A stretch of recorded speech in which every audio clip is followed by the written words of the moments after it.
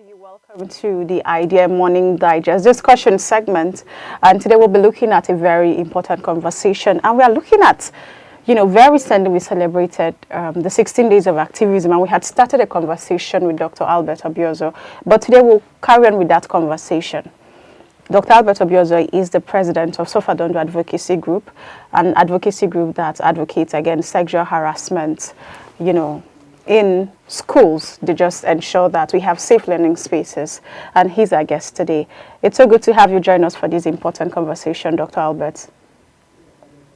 Thanks for having me. Compliment of the season. Same to you. All right. So I guess we can just get into it, Cynthia. Yes. All right, so I'll just like us to start from the very top. I want you to speak as the president of Sofadondo. How does your organization address both online and offline, cases of sexual harassment? Okay, Sofadondo is a non-profit organization. Again, that's thanks for having me here today to speak on this. It's an NGO that was formed in 2018 by a group of Nigerian graduates. And the aim of Sofadondo is to advocate against sex for marks and marks for sex in our institutions. So when we do this advocacy, we try to educate people. We try to do online advocacy. I'd just like you to talk about what your organization is doing as regards ending sexual harassment, whether it's online or offline. Okay, so like Sofadondo is a non-governmental organization that was formed in 2018. And the aim of Sofadondo is to advocate against sex for marks and marks for sex in our institutions. Part of this advocacy has to deal with digital violence because sex for marks and is a kind of abuse. Uh, and sometimes the perpetrators don't only harass the patients face to face, there's also online follow-up and harassment. So Sofadondo, at the onset, we were doing more of legwork and doing more of advocacy on the ground, talking to people. But over time, we have found that the system has evolved where a lot of people get their information from social media. And as a result, we have now metamorphosed or, added made the online information a very important part of our advocacy. So we try to reach out to students and people online. We try to educate them on the rights that they have. And we try to let them know that we're here if they have issues that they need to report. And, we've had a few cases where people reported to us and we found out that the harassment was just not face-to-face. There was a follow-up on social media via their phones and all that stuff. So Sofadondo has been at the forefront of trying to ensure that people are educated on sexual harassment, digital sexual harassment, and how to deal with that. Thank you. Okay, very good. So building on that, I want us to contextualize the issue beyond the 16 days of activism. We know the last year's 16 days of activism was about ending digital violence against women and, providing that digital safe space for women. So although the 16 days of activism has ended for last year, but it will continue this year. So I want us to, the issue of digital violence against women and digital and women and girls is, has clearly not ended. I want you from your medical and advocacy perspective. How does online abuse continue to affect the mental, emotional and physical health of women, especially children and adolescents? So online harassment and digital harassment is very pervasive in the world of today and has a very severe impact on the mental, physical, and social well-being of adolescents and children.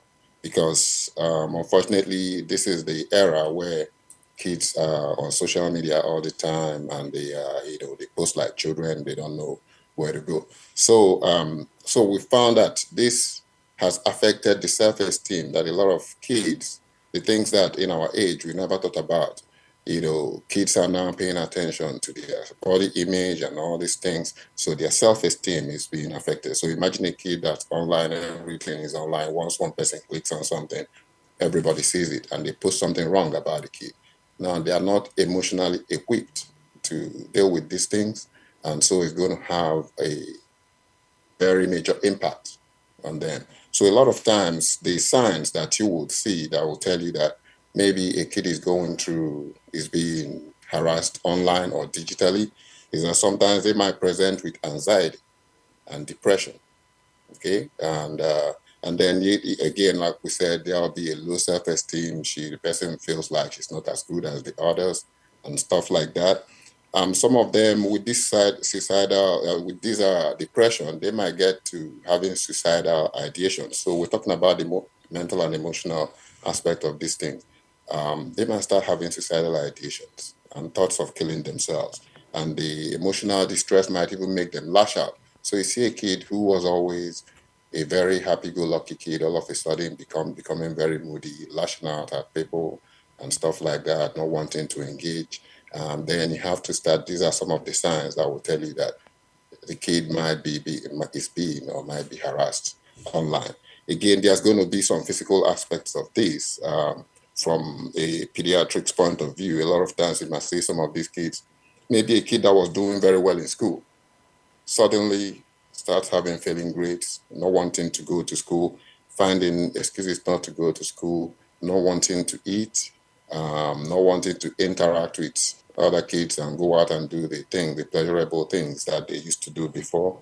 And some of them might actually engage in self-harm, as a way of comforting themselves. I've seen some kids who actually engage in cutting themselves just as a way. And then by the time you start looking into it, then you start finding out that these kids are being harassed or bullied online. So it has real world impact. Again, even to add to that, these days, sometimes, especially in the US, you hear about kids who are going out there taking a gun and shooting people for nothing.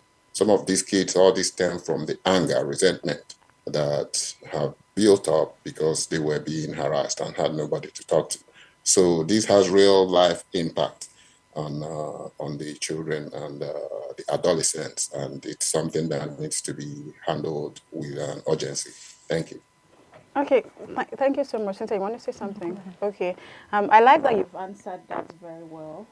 But I want you still, speaking from your place of expertise and global experience in advocacy, you've mentioned some of the outcomes, when young people experience violence, whether it's offline or online.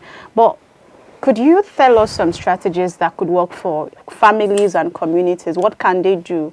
When you see some of those physical outcomes, when you see some of those experiences, some of those breakdowns that they get to experience, what can families do?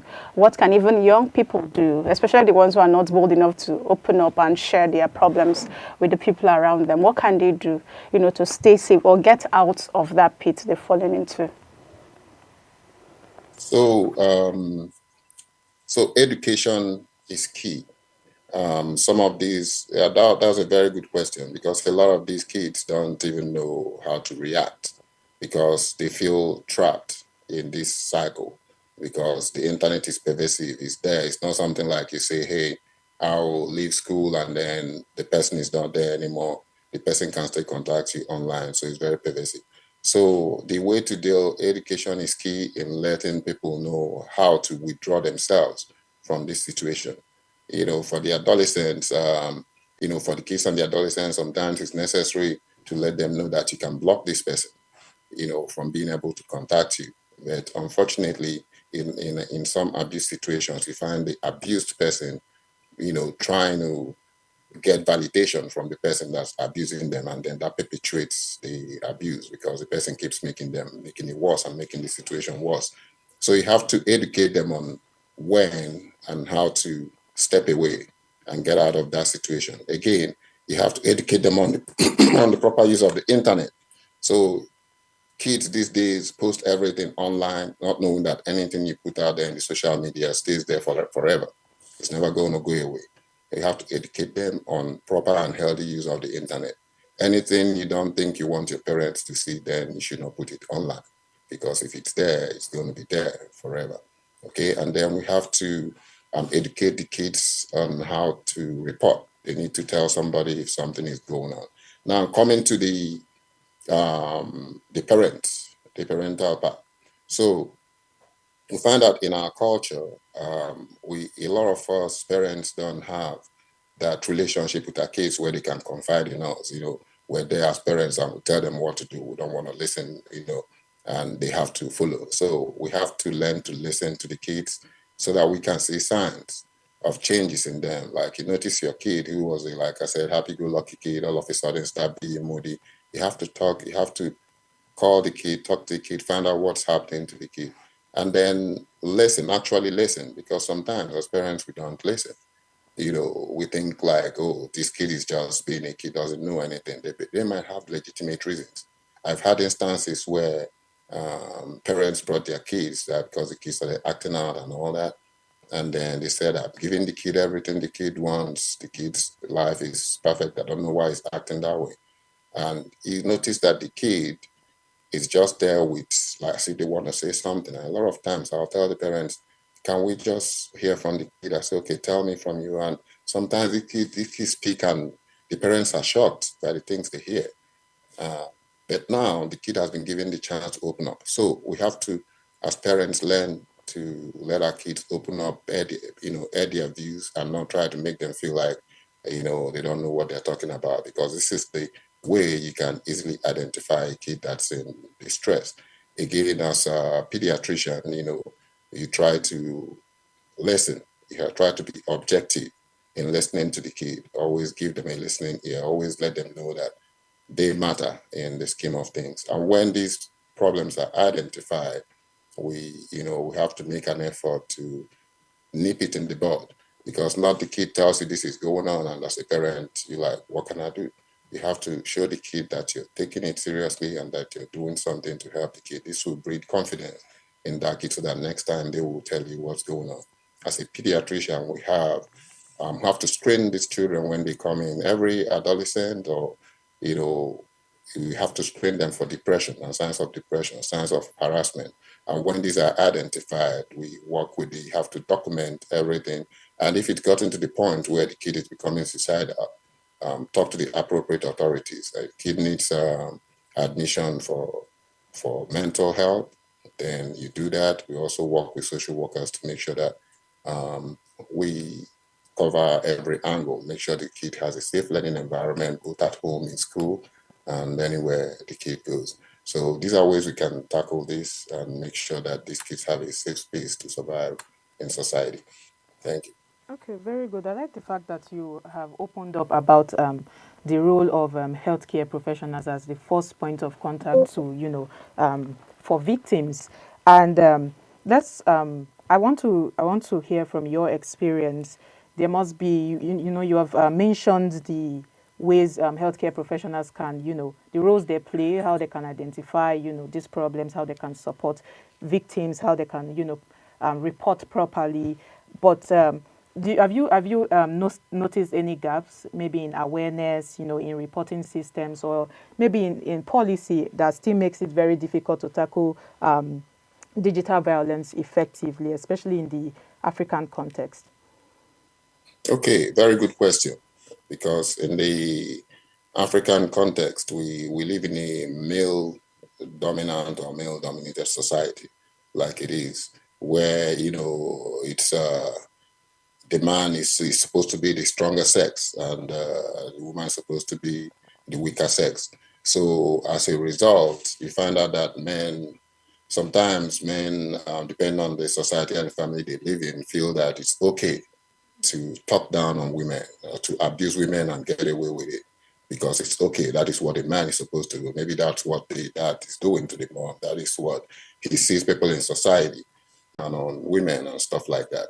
So now we find that because of this inequality, you find that the women who are being harassed sometimes take it like, this is normal. This is what is supposed to happen to me. This is how the society is supposed to be. That is not true. This is not how it's supposed to be. This is not how life is supposed to go. So we have to start with educating people and try to break that culture that makes the man feel that he is superior to the woman and can do anything to the woman and get away with it. And we also have to break the culture, like we say in Suffer Don't Do, breaking the culture of silence. The culture where a woman feels that she's being harassed and oppressed and she cannot go out and talk to somebody. So this starts with education, educating the male child that you have to look at a woman as equal, what is right and the best way to address anybody. If you cannot say such things to a man and do it to a man, don't do it to a woman because she's also a human being. All right. And always see women as equal in any interaction you have with them. Again, we have to disabuse men from violence against women. Like I tell my children, it doesn't make you a real man if you're a man that beats women, because if you say she's the weaker sex, why do you want to take advantage of somebody who you are supposedly say is weaker than you? You should be protecting the person. All right. So if you want a real fight, go find somebody your size. And so we should protect the women in the African context. We should make sure that they have a space to thrive. All right. And then we have to start re-educating ourselves and our children to let us know that we are equal in this aspect, and the same emotion a man feels, the same thing a woman feels as well. And there is no room for us to uh, treat a woman differently than we would treat anybody. You cannot do that in the US, you go to jail. All right. And then we have to educate the women that it's not okay to be quiet, because if you keep silent, then you're perpetuating the abuse. And you're going to, if it's not happening, maybe your mom was keeping quiet and that was why it was happening to her. Your brother sees your mom being treated that way, takes it as the way life is supposed to go, and treats another girl that way. And you see your mom taking that and not saying anything, and you think, oh, being silent is okay. So we have to re-educate ourselves to understand that these things are not okay. All right. For the women, if it happens to you, if you don't feel right about it, report it. Talk to somebody. Speak out. Speak out about the abuse you feel. There's no reason to feel ashamed about it. So we start from the grassroots, educating the male child on being more respectful of the women, and protecting them. And talk to the female child to make sure that they stand up for themselves, and then to the parents to make sure that they don't show bad example, to the kids, by either the dad being the abuser or the mom keeping silent when she's being abused. And society at large, I think it will go a long way when we have like a social advocacy, outreach that tries to educate the Nigerian society on things like this, so that we try to nip the cancer in the bud. Thank you. Okay. Thank you so much, Doctor. You've spoken about the male folks, and I was laughing when you said if you want to flex your power, go and find somebody who is likely to fight. And that really just reminded me about something. There are lots of people who do not believe that men can be abused, can go through sexual abuse as well. So it's something that the society sort of overlooks, and so I want you to speak to it. Do men also experience sexual harassment? And why is it that the society overlooks it? Somehow. Yes, men actually, experience sexual harassment, if not as much as women, but close. But the only thing, going back to what I said about our society being a man war, man, the man is supposed to be the strong. Men tend to bottle up their emotions. So a man that is being sexually abused is less likely to talk about it because he feels it's going to make him look weak or feel weak. In our advocacy, with Suffer Don't Do as an advocacy group, we've had instances where some male students have actually testified about being harassed, by female lecturers, but this is not spoken about. And a lot of times it gets blown over because he's a man after all. And people think, oh, okay, man, he's supposed to enjoy it. So why are you complaining? But yeah, it's not all the time. So again, it becomes all that stereotype of the gender inequality. So because of that, we overlook the abuse that men face. And the problem, we forget that it makes it even more dangerous when a man is being harassed and he does not speak out, because people react to different things differently. Now, you know, when somebody is depressed, let's say like a woman is depressed and has suicidal ideations, women a lot of times will threaten maybe suicide and say, "Oh, I'm going to do this," and they talk about it. But for the man, it becomes more lethal because most of the time, the first time the man is thinking about it is when he's committing it. It's not just go keep talking about it. So you find out that men bottle things up, and a lot of times, when it's let out, it just explodes, and you're wondering where this explosion is coming from. It's just because culture has taught him that he has to bottle it up. So we also need to advocate for the men to speak out, to let them know that it's okay to report, to speak out about being harassed. It does not make you any weaker. All right. Strength comes from your ability to understand yourself, have a belief in yourself, and know your limitations, and ask for help when you need help, and not just bottle it in. Thank you. Okay, thank you so much. And do you think that we have existing laws in Nigeria that, sufficient enough to protect the victims? Do we have efficient laws that can protect victims from your work so far? I don't think so. I don't think so.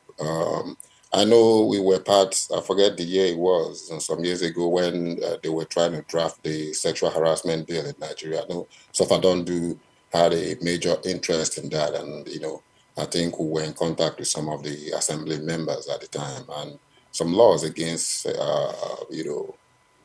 sexual harassment were passed then, but implementation becomes an issue. Now we're talking about digital violence. I don't even know if that is an issue that's being addressed in Nigeria or that is being seen as a problem in the Nigerian system, but it is a big problem.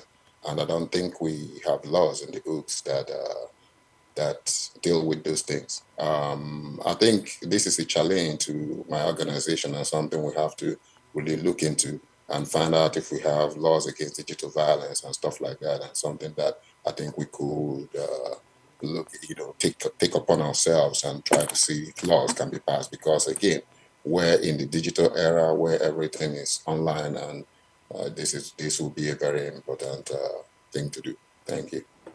Okay, so let's look ahead. 2026 is already here, and let's talk about looking further into 2026. So, what practical actions do you think you've already stated what your organization? I mean, you have identified the the problem because of the show today. That your where your foundation can come in. But then, what practical actions should government and institutions and individuals prioritize, aligning with NGOs and foundations like Sofadon do to ensure safer digital space for not just women and girls, for everybody? Okay, so again, education is key. Practical aspect, government has to come up with a program, an outreach program, to reach out to to people and educate them on the ways to proper handling of social media, safe use of the media space, and also as individuals, we have to try to those of us that are knowledgeable about this, we have to go out of our way to educate people on how to make sure you have a secure password. That is one thing. Make sure whenever you're logging into the internet in a public space that you're using a secure space. Always look for that HTTPS. Tells you that it's a secure space you're going into. All right. And then also teach people to make sure that whatever they do, that whatever they put online is always there. That way you don't put anything that will be incriminating or detrimental to you. Um, so the government, I believe, has to invest in education, educating the masses, because education is key. That is the first step to getting these things done. And then individually as a society, we all have to do our part to make sure that everybody knows how to use the media space. Again, make sure you have a secure password. Make sure you are using a secure space when you're going online, and make sure you're not posting stuff you will not be happy for anybody to see. Thank you. Okay, I think that's the much. Yes, but before I let you go, I mean, it's not easy to be a pediatrician and then you're also very passionate about advocacy. That balance is difficult, especially speaking as a Nigerian. Speaking as a Nigerian, that balance is very hard. So I'm curious, what really inspired you to be able to combine your healthcare and advocacy? And I'm saying this So question is important. Sorry, doctor. This question is very important because there are lots of people who do not believe that they can do many things at the same time and still be successful at them. So this is an inspiration to young people who are looking up to you as well. very good question. So now, being a pediatrician, by default, the life of a pediatrician or a doctor anywhere means like you want to help people, you want to heal people, you want to make their lives better, you want to make your society better. So it's easy, to combine, to do that. The only thing is you go the extra mile. So there's something I believe in. I believe that in any society I find myself, I want to be able to make an impact, a positive impact in that society, make the life of people around me better. All right. Because if you make the life of people around you better, then your life is also better. You remember that they say that a tree cannot make a forest. It cannot is suffering. It gives joy to know that you're impacting society in a positive way because the only legacy you have after this is what people will remember you by. So I want to implore the younger generation and other people, even older people, because it's never too late, to try to look at your society and see how you can make a positive impact because you start from a little drop of water and it becomes a lake or a river. So any little impact you can make, don't say, oh, it doesn't matter, it's not much. It does make a lot of difference. So advocacy has always been a path that I've always believed in. I've always been one that want to keep silent when I see things going wrong. And I will encourage everybody else to try to look at society and see how we can make a positive impact. Thank you. Okay, thank you very much, sir. But before I let you go, since I know I've said this over and over, but I have to say this. Do people have to pay to report cases of sexual harassment to Suffer Advocacy Group? What does it take to No, get cases handled? Oh, you just go to our website, go to www.sufferdon'tdo.org and click on the help link, and then you can report a case. It does not take anything from you. There's also a phone number there where you can call, and you will have we have people, somebody 24 hours every day to answer your call. And we assure you that when you report, like in previous cases we've handled, we keep it anonymous if you want it to be anonymous. We take care of the problem. We're not here to look for accolades or anything. We've handled a number of cases, and we don't blow our own trumpet. We just want to achieve results. We want to help people. So I encourage anybody who feels they are being harassed in school, set for marks, marks for grade, to go to our website, report, or call the number on there, and somebody will reach out to you immediately. And most times I am directly involved in a lot of these things. I will make sure we have a lot of resources. We have lawyers in our retainership that we can engage to help you tackle your case. So from the time you report, you leave it to us. We'll take care of it. You don't have to spend a penny. What we assure you is that you're going to be made whole at the end of the day. Thank you. Okay, so this is a follow-up question to your answer. So should digital safety screening be part of routine checkups? The what? Repeat Should that. digital safety screening, should it be part of routine checkups, just like we go to do our normal? Yes. Okay, Yes, okay, absolutely. That's a good question. Reminder, yes. As a pediatrician, that is part of the screening you do when a patient comes, like routine screening. You have to ask them about how they are using the digital space, if they are being harassed, and then you have to educate them on things we've just talked about the proper use of social media, and again reiterating, because these days kids want to post everything online, reiterating that they do not post anything that you don't want your parents to see. Just barely use that little yardstick. If you think your parents will not be happy with this post, then it's not worth posting online. All right. So yes, okay. thanks. So I believe your answers are giving me more consent. And at what Go point in ahead. time can we, should I, how will I put it, differentiate online abuse and physical, and should I say offline abuse? Should we tag them as the same thing, or are they going to be treated differently or treated differently? So they are the same because, like I said before, this era of social media, it starts from, you know, face-to-face abuse, and then it's carried on online because everything we do goes digital.